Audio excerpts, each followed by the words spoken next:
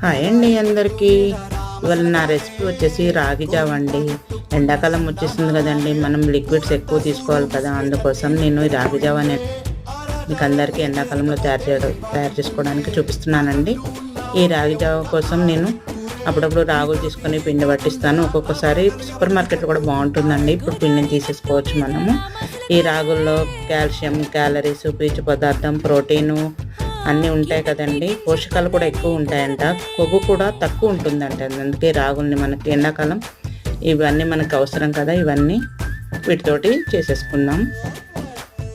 ఇంకా దీంట్లో నేను ఈ రాగి జావ కోసం క్యారెట్, స్ప్రింగ్ ఆనియన్స్, బఠానీ, ఇంకా కొంచెం మిరియాల పొడి కూడా వేసుకున్నాను. ఇంకా స్వీట్ కార్న్ కూడా తీసేసుకొని అన్నీ సింపుల్గా చేశానండి. మీరు కూడా చేసుకోండి. ఈ వీడియో నచ్చితే లైక్ చేయండి, సబ్స్క్రైబ్ చేసుకోండి.